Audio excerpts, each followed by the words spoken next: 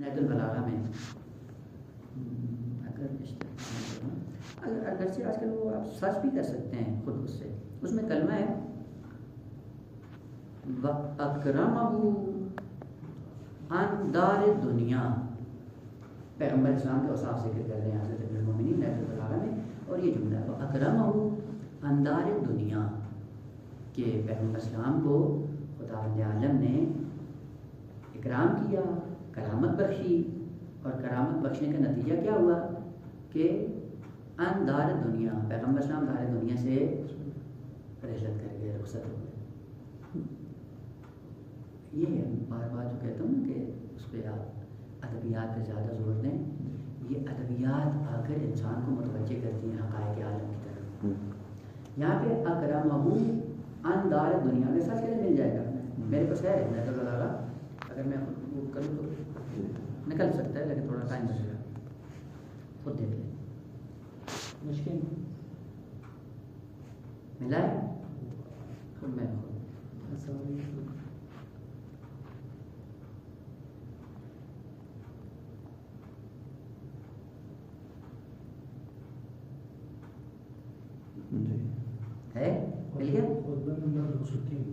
جی ہاں آسن کیا ہے پڑھیں گے؟ ومن كلامه عليه السلام في تزهيد من الدنيا وترغيب في الآخرة. أيها الناس إنما الدنيا دار مجاز والآخرة دار قرار فخذوا من ممركم لمقركم ولا تهتكوا نہیں بیٹا ایک اور ہے نہیں یہ نہیں وَأَكْرَمَهُ عَنْ دَارِ الدُّنْيَا وَرَاغِبَ بِهِ عَنْ مَقَامِ الْبَلْوَى احسن یہ فَقَبَضَهُ إِلَيْهِ كَرِيمًا صلی اللہ علیہ وآلہ وَخَلَّفَ فِيكُمْ مَا خَلَفَ الْأَنْبِيَاء۔ احسن آہاں یہاں پہ وہ آج اگر وہاں پہ نہ پہنچے تو کوئی مسئلہ نہیں آگا، یہ بعض اوقات یہ چیزیں ضروری ہو جاتی انسان کے لیے کہ کبھی کبھی شاید جواب دینا پڑ جائے، یا کبھی کبھی اپنی معلومات کے لیے، یا کبھی اپنی حقیقت کو متوجہ کرنے کے لیے۔ نہج البلاغہ میں ہے پہلے خطبے میں، جی پہلا خطبہ تو کیا اکرمہ عن دار الدنیا، واضح؟ جی خوب پہلا سوال، باب کاروما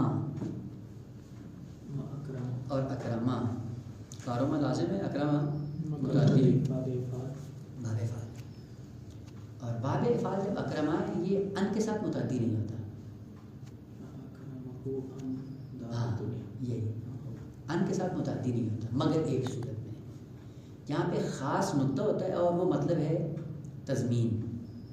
سنا ہوا یہ نہیں سنا؟ تضمین ادبیات کی اصطلاح ہے، میں بتاتا ہوں، اس میں جاؤں گا مسئلہ نہیں ہے، یہی بیان ہو جائے گا۔ خوف تضمین یہ ہوتی ہے کہ ایک کلمہ ایک ہی وقت میں دو معنی دے رہا ہو، ایک ہی کلمہ ایک وقت میں دو معنی دے رہا ہو، اس کو کہتے ہیں ادبی اصطلاح میں تضمین۔ تفصیل سے انشاءاللہ کبھی فرصت دے تضمین ضمن میں، تضمین یعنی ایک اس کا معنی اصلی ہے، ضمن معنی دیگر بھی ہے، یعنی ایک کلمہ دو معنی کے لیے ایک وقت میں استعمال ہوتا ہے۔ البتہ وہ بات لمبی ہے کہ ہوتا ہے نہیں ہوتا ہے، کیا ہے محال ہے نہیں ہے، وہ اپنی جگہ پہ۔ خوب اکرمہ ان کے ساتھ متعدی نہیں ہوتا مگر ایک صورت میں، جب تضمین معیار ہو تو پھر ان کے ساتھ متعدی ہوتا ہے، اور وہ یہ ہے تضمین سے مراد یہ نہیں ہے کہ ایسا معنی اس سے مراد لیا جا رہا ہے کہ جو صرف ان کی صورت میں ہی آپ لے سکتے ہیں، اور اس کے لیے آپ لفظ ان کو استعمال کرتے ہیں کہ اگر وہ حقیقت مراد نہ ہوتی قطعاً ان کا یہاں پہ استعمال درست نہ ہوتا۔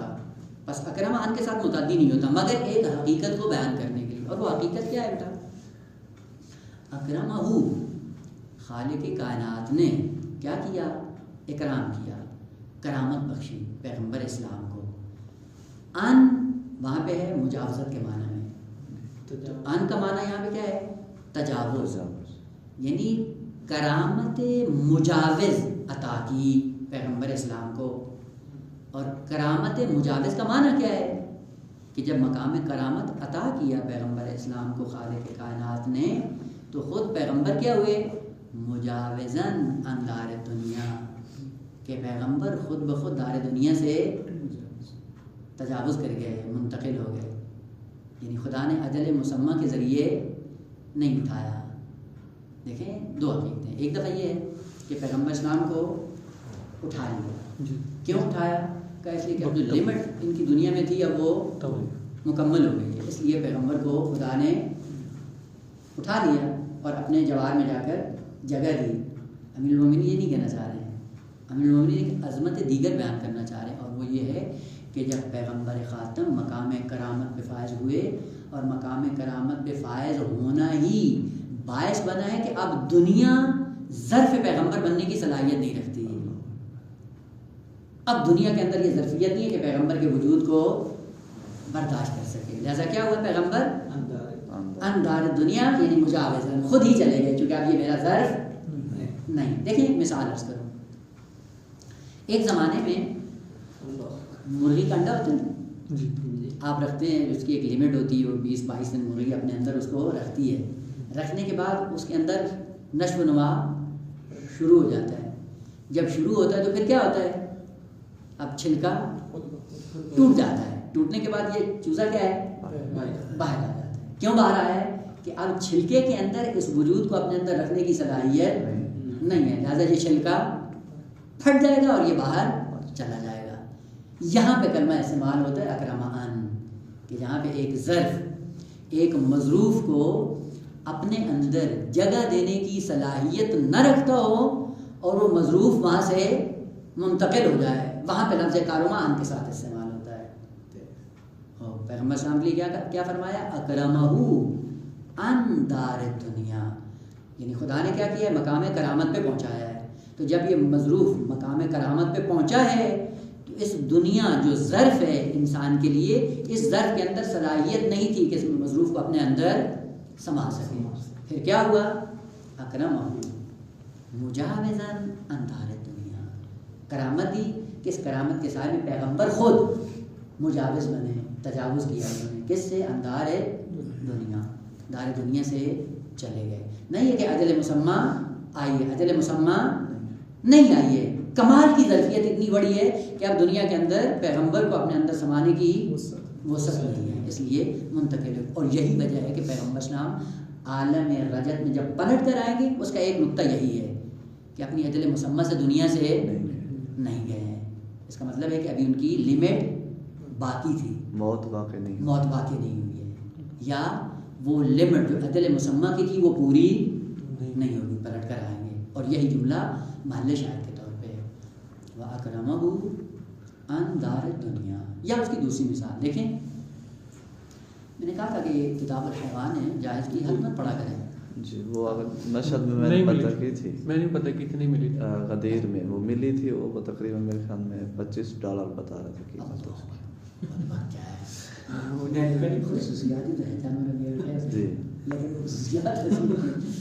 اس میں کہ ریشم کا کیڑا، ریشم کے کیڑے کی خلقت دیکھی کیسے ہوتی ہے، اگر یہ پڑھیں نا اس میں آپ کو پتہ چلے گا، اس کے کئی ادوار ہوتے ہیں۔ سب سے پہلے جو مادہ ہوتا ہے یعنی ماں ریشم کے کیڑے کی، آپ ہمیشہ دیکھیں گے کہ وہ سبز پتوں کے اوپر آ کر تخم گزاری کرتی ہے، انڈے دیتی ہے، یہ خصوصیت ہے، یعنی طبیعت خدا نے اس کی اس طرح سے بنائی ہے کہ اس کے اوپر بیٹھ کے انڈے دیتی ہے۔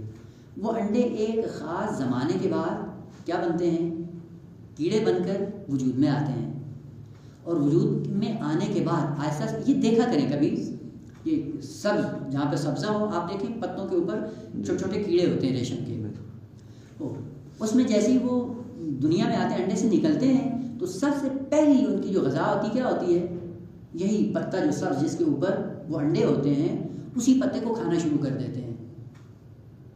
پتے کھاتے رہتے ہیں، بڑھتے رہتے ہیں، کھاتے رہتے ہیں، بڑھتے رہتے ہیں، اور وہ اگر پتا ختم ہو جائے تو یہ منتقل ہو جاتے ہیں دوسرے پتے پہ، اس کو کھانا شروع کر دیں گے۔ ایک زمانے تک یہ کھاتے رہتے ہیں، لمبے ہو جاتے ہیں، اب وہ کتنے سینٹی میٹر ہوتے ہیں اس کی خاص ایک لمٹ ہے۔ ختم ہونے کے بعد وہ پتا جب ختم ہوتا ہے تو اس کے بعد یہ کیا کرتے ہیں، اس کے بعد یہ اپنے منہ سے ایک دھاگے کی صورت میں محلول نکالتا ہے، جس دھاگے کو ریشم کہتے ہیں، اور پھر کیا کرتا ہے یہ کیڑا اسی دھاگے کو اپنے وجود کے ارد گرد لپیٹنا شروع کرتا ہے. لپیٹنے کے بعد وہ کیا بن جاتا ہے؟ ایک سپی کی صورت، صدف کی صورت اختیار کر لیتا ہے، گول سا بن جاتا ہے، اور اس گول صدف کے اندر یہ چھپ جاتا ہے. سر چھوٹا وہاں پہ دیکھا ہوگا آپ نے، گول سا ہوتا ہے سفید سا، اور وہاں پہ اس کا منہ جو ہے وہاں پہ قریب ہوتا ہے، اور یہ سارا اندر ہوتا ہے. اندر رہنے کے بعد کرتا کیا ہے؟ ایک زمانے تک اس کو اندر رہنا ہوتا ہے.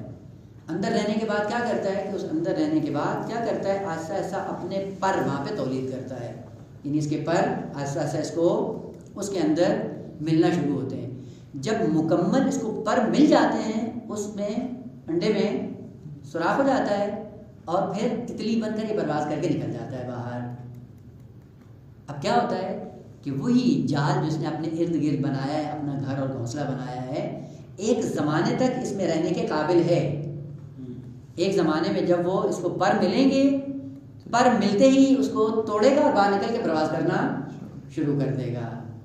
اور وہ جب تک اندر ہوتا ہے اسی کو انسان اٹھا لیتا ہے، پھر اس سے ریشم کے کپڑے بناتا ہے، اور کیا کیا کرتا ہے کہ وہ ایک باسنیگر ہے. اسی لیے اب وہ الگ فلسفہ ہے اسلام کے اندر کہ ریشم کا کپڑا انسان یعنی مرد پہن سکتا ہے، نہیں پہنتا ہے، وہ الگ، وہ باس فقہی ہے، اس میں بھی نہیں ہے.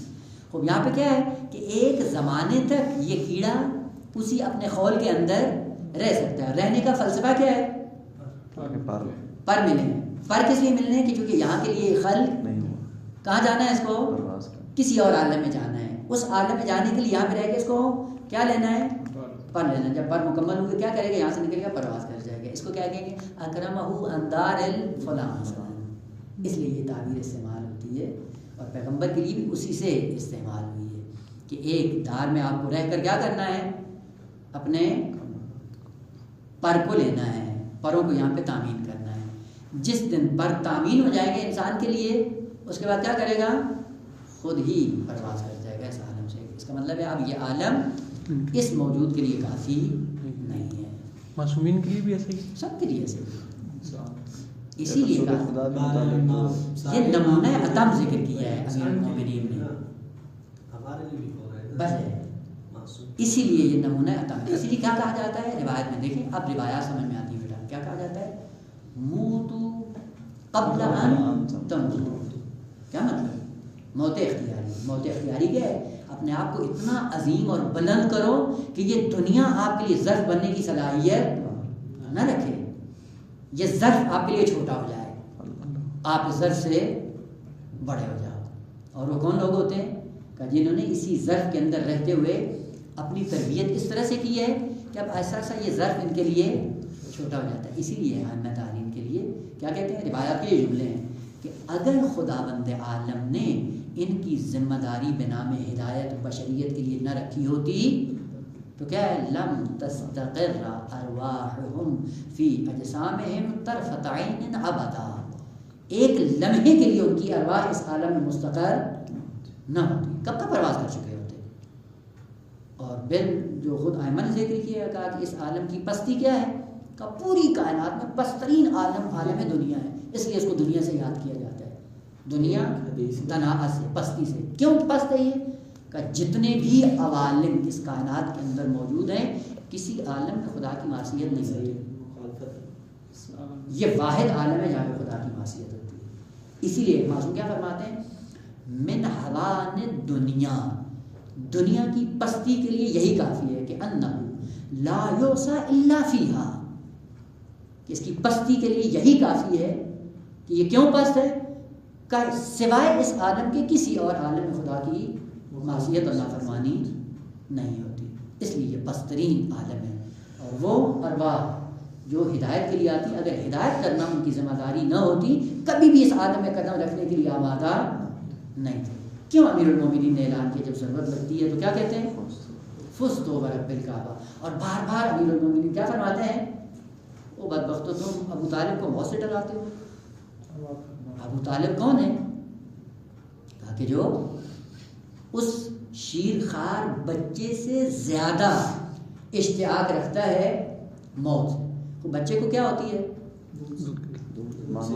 مانوس ہوتا ہے شکم مادر سے. اور کتنا اشتیاق ہوتا ہے کہ جتنی مائیں مشتبہ ہوں پلٹتا ہے کس کی طرف؟ اپنی ماں کی طرف. اتنا مانوس ہوتا ہے سینہ مادر سے کہ جتنا اشتیاق اس کو ہے اس سے امیر المومنین کو موت سے کہیں زیادہ ہے. اور یہ تشبیہ تھی جو دوسری تشبیہ وہ کیا تھی کہ بچے کی محبت ایک زمانے تک ہے, اس کے بعد اس کا یہ اشتیاق ختم ہو جاتا ہے یا نہیں ہے؟ 2 سال کے بعد ختم ہو جاتا ہے, چھڑا دیتی ہے ماں, اور اس کے بعد پلٹ کے دیکھتا ہی نہیں. کہا میں بھی ہوں کہ چند سال کے لیے مجھے موت سے محبت ہے, اس کے بعد پھر موت سے غافل ہو جانا. کہنا یہ فقط تشبیہ دی ہے, اور تشبیہ فقط اپنے ذات میں ہے کہ وہ جب تک سینہ مادر کا محتاج ہے اس کے اندر اشتیاق ہے, جب اس کی اشتیاق ختم ہو جاتی ہے اس کی اشتیاق بھی ختم ہو جاتا ہے. لیکن موت میری ضرورت ابدی ہے, اس لیے میرا اشتیاق بھی ابدی ہے. یہ جو کہتے ہو یہودیہ کہتے تھے کہ ہم اولیاء اللہ ہیں, خدا کہتا تھا کہ تم ولی ہو تو پھر کیا کرو ذرا موت کی تمنا, کیونکہ تمنا موت ہی دائرہ ولایت میں لے کے آتی ہے انسان کو. ولایت کا دم بھرتے ہو اور ولایت کے سبب سے غافل ہو, کیوں نہیں کرتے ہو؟ اب جواب کیا ہے؟ کہا کہ اعمال اتنے بھیجے ہوئے ہیں کہ موت کی تمنا نہیں ہوتی. خوب یہ ضمن باس نکل گئی. اگر دیکھیے رسول خدا کے متعلق جو مسئلہ ہے کہ انہوں نے مثلاً زہر دیا گیا اور وہ شہید ہوئے, کیا ہوا رسول خدا کے متعلق؟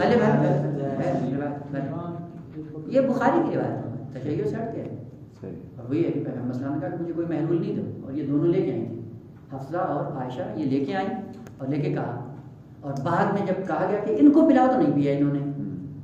اور بخاری کی روایت کا ہے نا, یہ ہماری منابع میں بھی ہے کہ ان دونوں نے زہر دیے پیغمبر اسلام کو, اور زہر سے دنیا سے, کیونکہ ایک کیا کیا جاتا ہے, یہ جو کیلنڈر بنایا جائے, یہ جنتری خدا واقع ہے جس سے مومنین کو نجات دے. یہ جنتری بنا دی, کیا کرتے ہیں جنتری بنا دیتے ہیں معصوم کی میلاد اور وفیات, اور وہ کیا لکھتے ہیں کہ پیغمبر اس سن میں پیدا ہوئے, اس سن میں جگہ, سبب کیا بنا, زن یہودی نے خیبر میں زہر ہے یا نہیں. کتنا وہ ذلت آمیز مطلب ہے کہ آپ پورا رخ تاریخ کا چینج کر رہے ہو. اب وہ سوال کیا ہے, جنگ خیبر کب ہوئی ہے پتہ ہے؟ 8 ہجری. پیغمبر کب گئے ہیں؟ 11. ان 3 سال میں زہر اثر نہیں کیا. تھوڑا سا سوچنے کی ضرورت ہے. 3 سال کے بعد زہر نے اثر کیا, اور پھر اس زہر سے جا کے دنیا سے منتقل ہو رہے ہیں.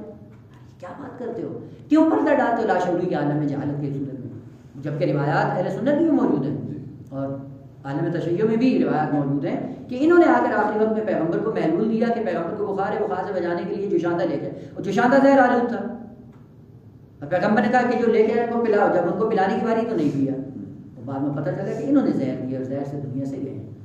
بس ہے اسی لیے معصوم کے لیے یا زہر سے جاتا ہے یا قتل سے جاتا ہے. خیر آغا آج کی بات تو وہ نہیں ہے, ضمن اس میں پیغمبر کی بیٹیوں کے بارے میں اختلاف ہے.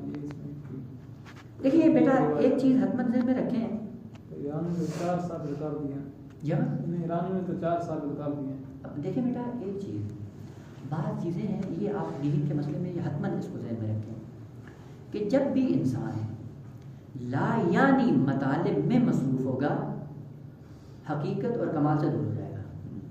لا یعنی سے مراد کیا ہے کہ جن کا جاننا نہ جاننا آپ کے لیے مساوی ہو, جو ہدایت میں کار فرما, آپ کی ہدایت میں جو دخیل نہ ہو. اس کا نتیجہ یہ ہے کہ آپ اپنے آپ کو مشکلات کا شکار بنا دو گے اور اپنی ذلت کا سامان خود فراہم کرو گے. اس کا ایک نمونہ قرآنی عرض کرو. اب وہ لمبی بات انشاءاللہ آئے گی, سورہ ہمارے بقرہ میں اگر زندگی رہی وہاں تک پہنچے گی. بنی اسرائیل کے اندر ایک قتل ہوا, اور قتل کے بعد پتہ نہیں چلا کہ اس کا مقتول اور قاتل کون ہے. مقتول مت ہے اور قاتل کا پتہ نہیں چلا کون ہے. وہ حضرت موسیٰ کے پاس آ کے بتاؤ بھائی کیا فلم. وہ اس کے بعد حضرت موسیٰ علیہ السلام نے کیا کہا کہ اس کا ایک ہی سبب ہے کہ گائے ذبح کرو, گائے ذبح کر کے اس گائے کو لگائیں گے مقتول پہ, مقتول زندہ زندہ. اب یہ کیا معاملہ تھا, کیوں وہ تفصیل رہے کہ کیوں یہ سارا حضرت موسیٰ علیہ السلام نے یوں کیوں کیا, اس کے اندر بھی ایک فلسفہ ہے. تو اگر حضرت موسیٰ علیہ السلام کا کرو کر دیتے تو کیا ہوتا, بات ہو جاتی. بار بار لایانی باتوں میں مصروف کیا. کون سی گائے ہو, کتنے سال کی, رنگ کیا ہو, ہاں اس سے ہل چلا سکتے ہوں نہ چلا سکتے ہوں, کیسی ہو, فلاں, سمجھ نہیں آ رہی کیا ہے. بات سمجھ آنے والی نہیں ہے. سمجھ آنے والی ہے گائے ذبح کر لگا بات ختم ہے. یہ بہانے اتنے کیوں کیے؟ ایک نتیجہ خدا نے یہ دیا کہ ان بہانوں کے نتیجے میں کیا ہوا؟ جب انہوں نے اتنے سوال کیے حضرت موسیٰ علیہ السلام کی طرف سے شرائط بڑھتی گئی، اور وہ شرائط جب بڑھتی گئی وہ ایک ہی گائے اس وقت موجود تھی جو خصوصیات حضرت موسیٰ سے پوچھتے گئے اور وہ خصوصیات محقق ہوتی تھی. اور جب اس کو لینے کے لیے گئے تو کیا تھا؟ وہ ایک شخص تھا کہ جس کی گائے تھی اور وہ اس کے اپنے استبل میں تھی اور استبل کا تالا لگا ہوا تھا، چابی اس کے والد کے سرانے تھی. تو ان کے پاس گئے کہا دھوکہ نہیں دے سکتا ہوں، کیوں؟ کا باپ سو رہا ہے اور باپ کو اٹھانے کی مجھے ابھی اجازت نہیں ہے، چلے جاؤ. پھر کیا ہوا؟ جب بات ہوا کہ یہی گائے اور اس کو بھی پتہ چل گیا کہ یہی ہے، کہا نہیں بیچتا ہوں. کیا ہوا؟ ایک ہنگفت قیمت کا مطالبہ کیا اور ادھر سے محقق ہو چکا تھا، کرنا تھا. یعنی وہی گائے جو 500 تومان میں ملنی تھی وہ 5 ملین میں لینی پڑی. یہ لایانی سوالوں کا نتیجہ ہوتا ہے، اور یہ لایانی سوال آ کر انسان کی زندگی کے اندر رکھنا پیدا کرتے ہیں، خمیازہ بھگتنا پڑتا ہے. اور خمیازہ کیا بھگتا ہے کہ وہی چیز جو 5 لگی تھی 5 ملین میں لینی پڑی، کھلی کر دیا. یہ عبرت کا نمونہ یہ پوری قیامت تک انسان کے لیے رہے گا کہ جب آپ نے لایانی باتوں میں اپنے آپ کو الجھایا تو اس کے نتائج ہیں جن نتائج کو حتماً آپ کو بھگتنا پڑے گا. تو کیا ہوا؟ 2 ہوں 1 ہوں 4 ہوں، آپ کی کیا مشکل ہے؟ وہی سوال. اسی لیے آپ کی یہ ظرافت ہے کہ آپ لوگوں کو اس طرح سے آگاہ کرو کہ آپ کی کون سی دینی مشکل حل کرتا ہے. کہتے ہیں حضرت آدم کی نسل کیسے بڑھ گئی، نہ ہے نا سامنے، بات ختم ہوگی. کیا کرنا تم نے، کیسے بڑھی؟ ہمارا معاشرہ سارا انہی سوالوں میں یہ کیا بکواسیات ہیں. اسی لیے کہا جاتا ہے کہ لایانی سوالات انسان کی زندگی کے اندر دیمک کی حیثیت رہتے ہیں، استعداد کھا جاتے ہیں، صلاحیت کھا جاتے ہیں. اور ادھر سے جب آپ کو پتہ ہے کہ نسبی رشتے جب معیار نہیں ہے تو سببی رشتے کا طریقہ اولا معیار نہیں ہے. یعنی میں کسی کا بیٹا ہوں تو مجھے نجات مل جائے گی کا نہیں. تو اگر کوئی 2 سیغوں سے اندر آتا ہے 2 سیغوں سے باہر چلا جاتا ہے تو یہ معیار ہے نجات کا. وہ کیا ہے؟ قرآن کی آیت کہ 2 خواتین کانتا تحت عبدین من عبادنا صالحین، 2 خواتین تھیں جو ہمارے 2 عبد صالح کے ماتحت تھیں، یعنی بیویاں تھیں، حضرت نوح اور حضرت لوط. دونوں کی بیویاں تھیں اور دونوں کے سرپرستی میں زندگی بسر کر رہی تھی. لیکن کیا ہوا؟ فَلَمْ يُغْنِيَا عَنْهُمَا مِنَ اللَّهِ شَيْئًا، ان کو اس حسبی اور سببی رشتے نے کوئی فائدہ نہیں پہنچایا. تو کیا ہوا؟ حکم فَادْخُلَا کدھر؟ جہنم میں. نار اور جہنم میں داخل ہو جماعت داخلی جس طرح باقی جہنم میں جا رہے تم بھی. بس بیوی جو سببی رشتہ ہے وہ بھی سبب کی وجہ سے نجات نہیں پا سکتی. یہ غلط بات ہے. بس مطالب اپنی الگ اس میں ہے لیکن لایانی سوالوں کا نتیجہ کوئی نہیں ملتا ہے. لایانی سوال سے فائدہ آپ کو کیا ہوگا؟ اگر آپ کی ہدایت میں مضبوط ہے تو آپ کو کرو، اگر نہیں ہے تو اس کو چھوڑو. وہ فرض کیا کہ اگر 4 تھیں، آپ نے ثابت کر دیا کہ 4 ہے، جس طرح کہ ایرانی کہتے ہیں، وہ کیا فضیلت کیا بنتی ہے؟ 4 آنے کا کیا ہوگا؟ ثابت کیا کرتے ہیں؟ مثلا عثمان کے گھر میں 2 تھی.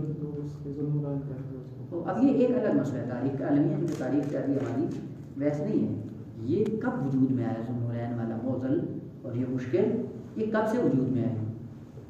یہ خود ایک تاریخی المیہ ہے جو پتہ نہیں ہے انسان کو، اور اس کے نتیجے میں پھر یہ ہوتا ہے. پہلے پیغمبر اسلام کے زمانے میں یہ ذوالنورین کا تصور نہیں تھا. حتیٰ خلیفہ اول دوم اور سوم کے زمانے میں بھی ذوالنورین کا یہ تصور نہیں تھا. حتیٰ امیر المومنین کے دور خلافت میں بھی نہیں تھا. حضرت امیر المومنین جب دنیا سے گئے ہیں ایک چال چلی گئی تھی، اس چال کو چلنے کے لیے یہ منصوبہ بنایا گیا تھا، اور اس منصوبہ کو زیاد ابن ابی نے بنایا تھا.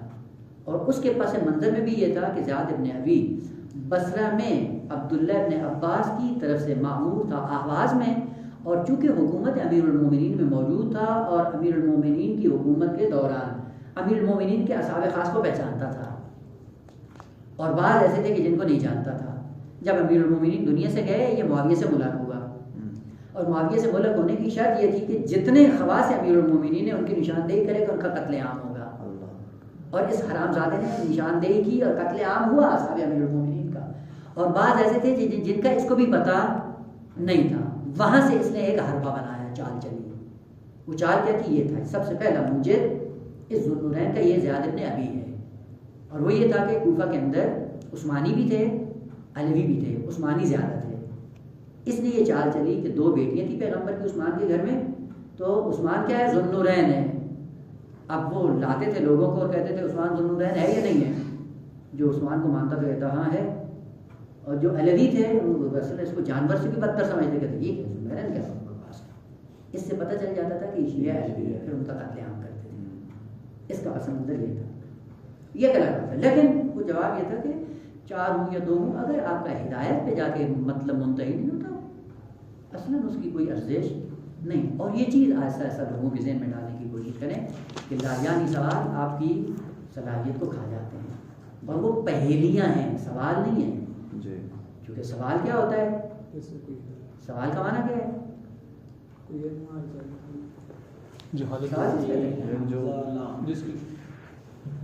جہالت دور ہو، یعنی جس کے کرنے سے.